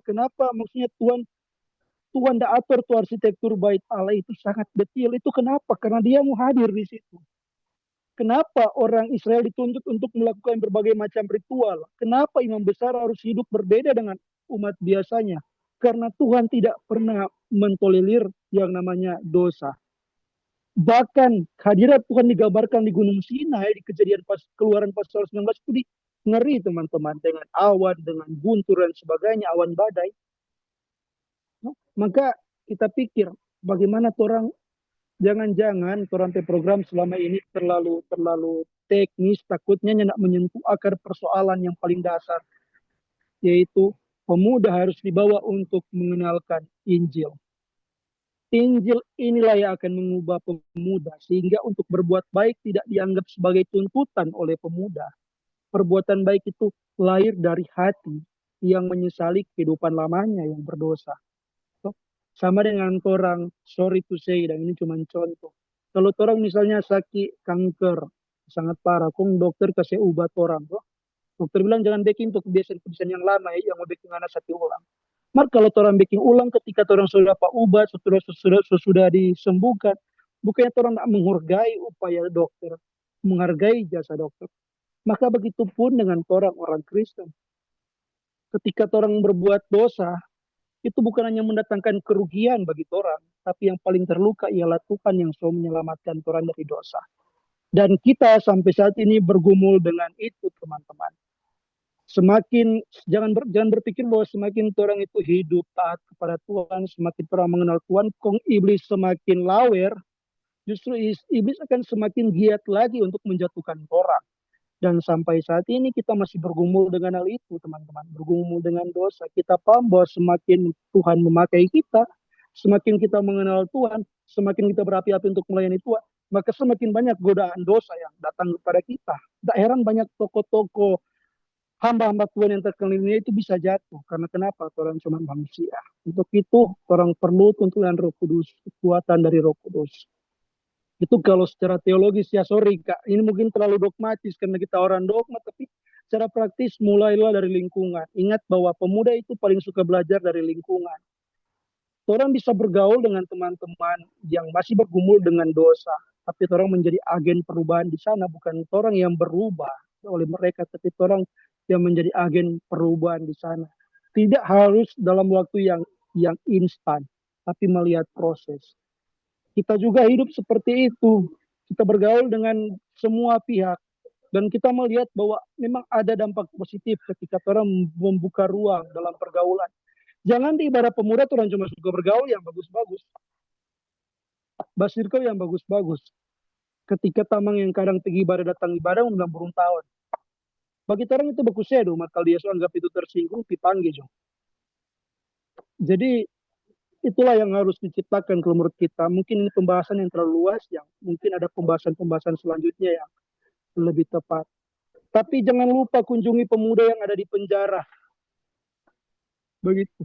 Karena kita melihat bahwa kurang sekali program-program menjangkau orang yang mungkin masih bergumul di tempat rehabilitasi, di lapas. Jangkau orang tuh. Orang jadi agen perubahan di sana, teman-teman. Dan sekali lagi, mulai dengan Injil dan dengan demikian orang akan mentolerir dosa. Karena mulai dari toleransi dosa itu akan membuat kepada konsekuensi yang lebih serius. Mungkin itu. Thank you Kak Pendeta untuk pertanyaannya.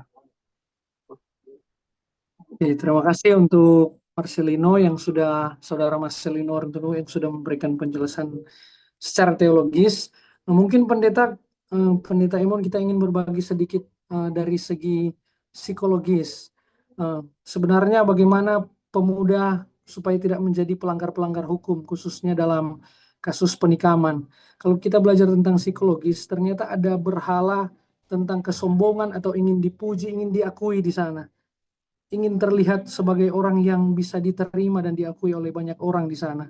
Nah, bagaimana Injil menjadi solusi akan hal itu? Seperti yang dikatakan di materi tadi oleh Marcelino, di ayat 13 itu ternyata kasus pelanggaran sosial itu bermula dari penyembahan berhala.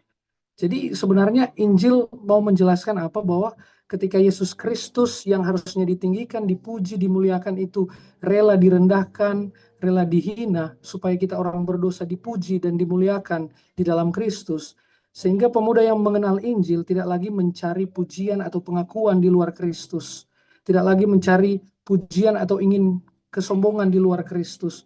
Karena mereka sudah puas di dalam Kristus karena pengorbanan yang Kristus lakukan. Nah, mungkin itu dari sisi psikologis, kemudian Injil menjadi solusi lewat menggantikan berhala menjadi penyembahan kepada Kristus.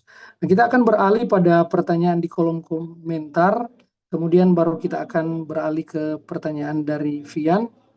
Nah, di sini juga ada tanggapan menurut Thomas Aquinas, berbohong demi kebaikan atau whiteless adalah dosa ringan. Apakah ini dapat diterima?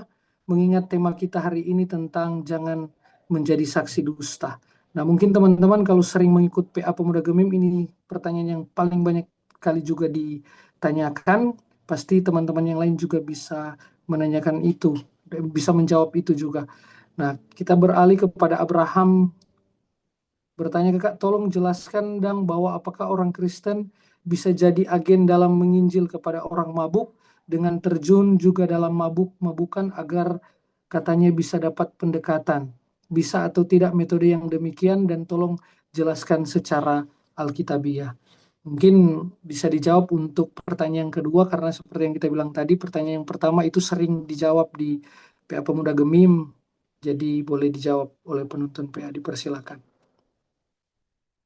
Baik, memang uh, to be honest ya, kita pernah mabuk. Oke, kita pernah mabuk. Dan orang yang mabuk itu jadi orang yang paling ahli agama. Pengamatan kita biar so ngawur, biar so asal-asal, orang jadi paham sekali tentang Tuhan, seolah-olah seperti itu. Jangan ada debat agama dan sebagainya. Tapi perhatikan bahwa Roh Kudus itu sifatnya mengatur, oke? Bagaimana Roh Kudus mengatur kalau Tuhan mabuk? Bagaimana Tuhan bisa menjelaskan Injil dengan baik dalam keadaan yang mabuk, yang tidak sadarkan diri? Maka tentu saja Tuhan tidak bisa memberitakan Injil dengan mabuk. Oke? Minum alkohol tidak salah. Orang bisa berdebat, berdiskusi mengenai hal ini. Tapi mabuk pasti dosa. Yesus minum anggur yang notabene alkohol. Tapi kalau berlebihan, kalau terang so mabuk, so berdosa. Kenapa? Karena orang ingat buah-buah roh pengendalian diri. Orang tidak bisa mengendalikan diri lagi ketika orang mabuk. Maka bergaul dengan orang mabuk, yes. Iko mabuk, salah. Oke? Berupayalah, kita tahu bahwa tidak mudah untuk misalnya tetap bergaul tanpa jadi taiko. Tidak mudah memang. Tapi tapi baba tamang. Oke, ini kita baba teman. Tapi teman-teman masa yang masih banyak yang bergumul dengan bamabo. Tapi ketika orang tahu misalnya tapi teman satu ini tidak pernah minum, dia akan mentawarkan. Paham nggak? Dia terima kok bergaul, dia terima kok berteman. Kalau nggak bilang nggak minum, oke. Jadi banyak tapi teman-teman yang bergaul dengan yang teman-teman yang bamabo, tanpa tapi teman-teman yang bamabo paksa orang untuk minum. Enggak, kalau orang tahu seperti itu enggak. Dan karena ini tapi teman-teman ini ya tetap setia, orang ini yang enggak minum tetap batamang dengan orang yang minum, bergaul di situ, bermain sama-sama, main ML dan sebagainya. Akhirnya ada diskusi-diskusi teologis yang mulai terbangun. Orang mulai bertanya tentang Tuhan. Orang melihat bagaimana itu keteladanan pemuda Gemim yang berusaha untuk menjaga kekudusan. Itu menjadi cara penginjilan yang paling efektif, teman-teman. Yesus bergaul dengan para pendosa, yes, tapi Yesus tidak berdosa. Jadi kalau berkaitan dengan itu tentu saja tidak ya, tidak ada tuh metode dengan cara bermabuk. Jangan salahkan tuh bergaul dengan pengmabuk dengan iko bamabuk. Itu beda. Kalau bergaul dengan pengmabuk boleh. Karena bagaimana orang memberitakan Injil kalau orang cuma datang pada orang 5 menit beritakan Injil kong tinggi. Tidak pernah balik. Orang tidak mengevaluasi orang berita Injil yang pernah orang sampaikan. Sekiranya dalam pengalaman kita seperti itu. Tapi dengan bergaul, itu Injil bisa terus diberitakan. Bukan? Nah, jadi itu menurut kita, dan tapi jawaban ini pasti tidak sempurna, oke? Okay? Tapi setidaknya menurut kita pribadi seperti itu. Thank you. Oke, terima kasih untuk penjelasannya. Memang Injil harus dikontekstualisasi, tetapi kontekstualisasi itu bukan kompromi. Oke, kita akan berlanjut pada Vian yang sudah mengangkat tangan. Dipersilakan. Oke, terima kasih Pina, Giri. Tes suara dulu, kan? Dapat dengar jelas. Tes. Boleh dapat dengar kan? Jelas, oke. Mungkin enggak mau secara kritis atau apa, tapi di sini Mel, tapi di sini teman-teman karena sudah biasa panggil Pak Marcelino Melki karena orang sama-sama di Pineleng, lebih akrab panggil Melki. Kita Mel di sini lebih melihat di ayat 12, kita langsung jadi lebih spesifikkan arti Sabat. Nah, arti Sabat ini kalau dalam tanda kutip nih sebagai hari istirahat. Bagaimana dengan keadaan dunia atau keadaan sekarang, dalam budaya kerja itu lebih menciptakan orang itu lebih ke gila kerja dengan kerja yang berlebihan. Ya, contoh juga itu pun kita alami. Kita kerja di satu lembaga yang kerja Senin sampai Jumat, hari Sabtu Minggu pun kerja. Dalam artian kerja sambil melayani juga itu Sabtu dan Minggu.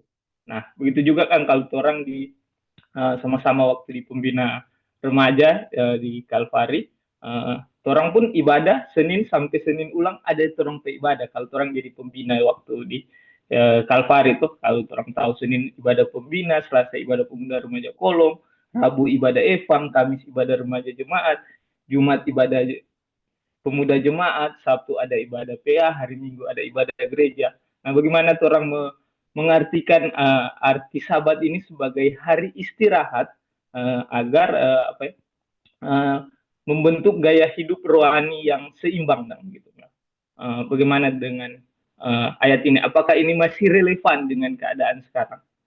Mungkin dari kita itu pertanyaan, karena lebih ke banyak yang orang alami sebagai pemuda saat ini dengan ayat 12 ini. Terima kasih.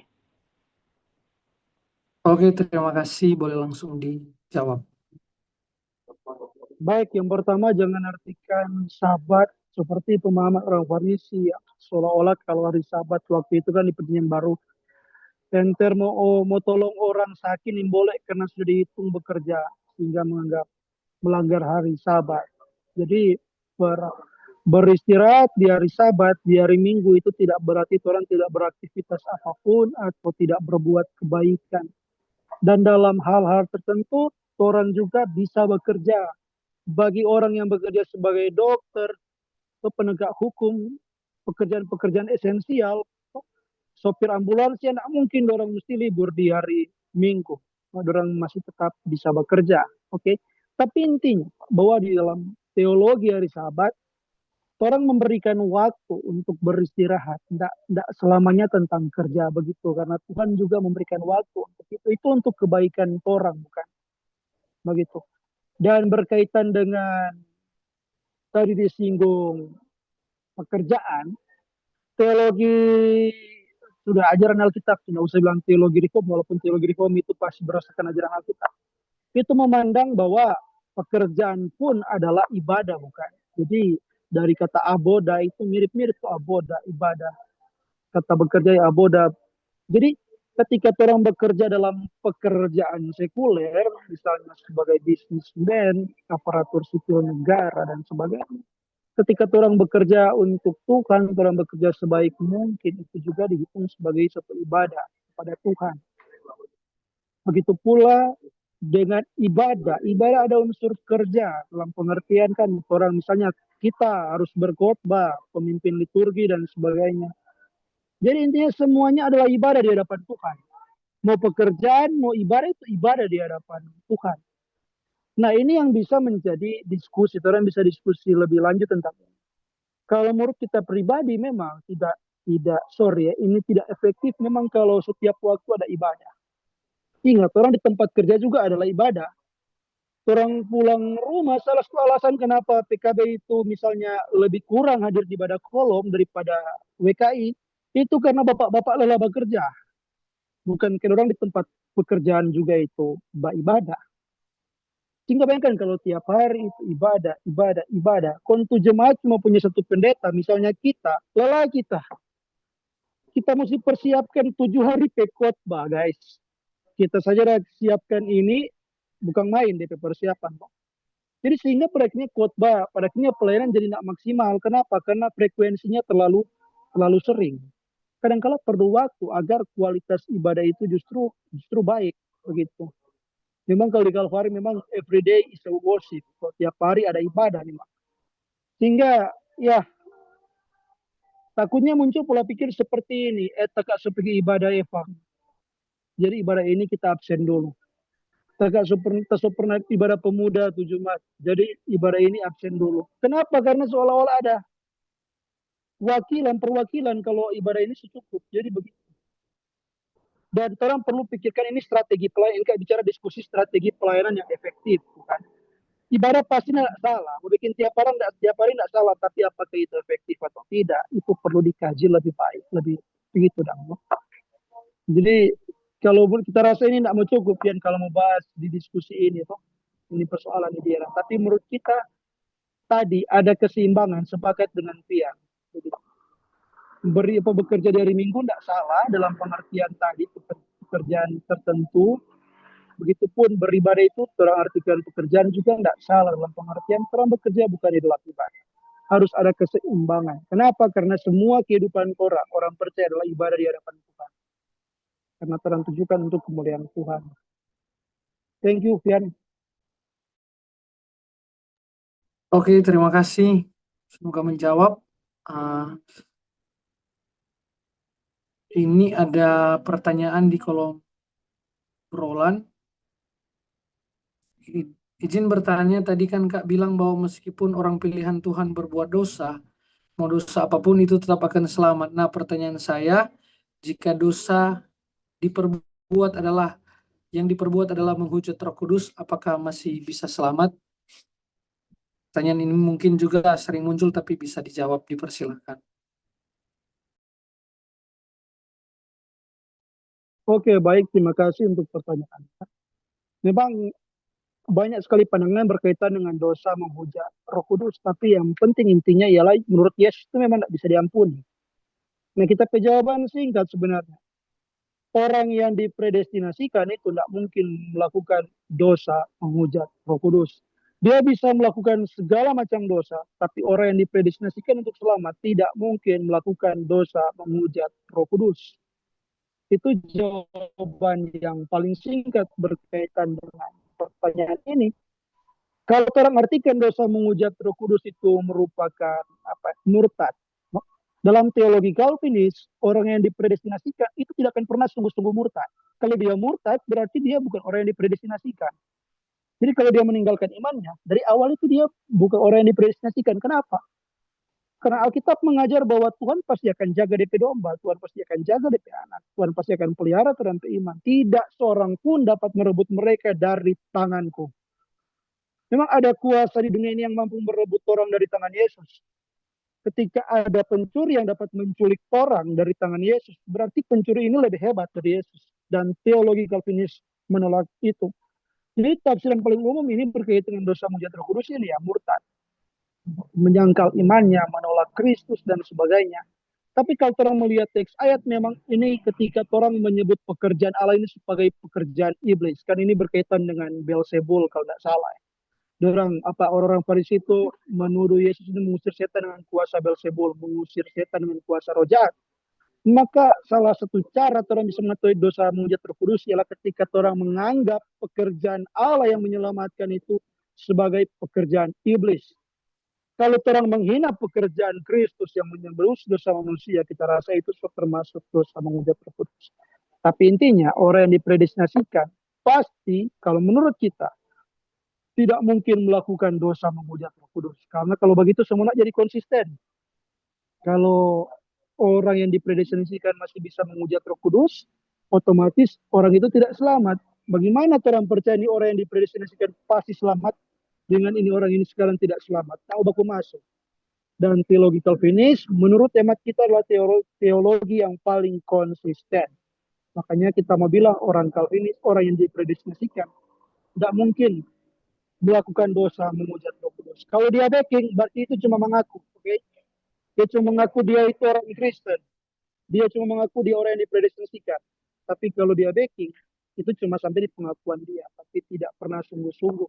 Yesus sendiri mengatakan bahwa bukan mereka yang berseru-seru, bukan mereka yang mengadakan mujizat, mengusir setan demi nama Yesus. Tapi mereka yang melakukan kehendak Allah. Jadi begitu teman-teman. Itu menurut kita. Thank you. Oke, terima kasih untuk jawabannya yang begitu singkat, padat, dan jelas. Dan minta maaf teman-teman bahwa tidak semua pertanyaan bisa kami akomodir karena kita dibatasi oleh waktu. Dan mohon teman-teman pengertiannya supaya itu tidak membuat kita tidak akan hadir di PA minggu depan. Jadi mohon maaf sekali lagi untuk teman-teman yang tidak dapat diakomodir untuk pertanyaannya karena waktunya sudah habis. Nanti untuk pertanyaan secara pribadi bisa langsung kepada saudara Marcelino Runtunuwu. Bisa kan pasti?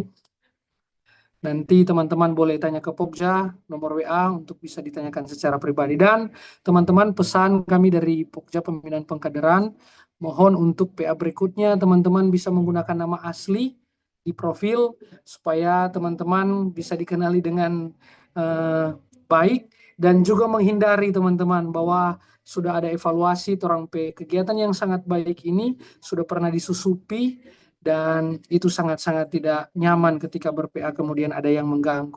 Jadi mohon sekali teman-teman menggunakan nama asli di PA kemudian hari. Nah, mungkin PA kami di malam hari ini sampai di sini dulu, dan sama-sama kita percaya walaupun PA berakhir, tetapi kuasa Roh Kudus akan tetap selama-lamanya menyertai dan menguduskan kita sebagai orang yang sudah dipredestinasi.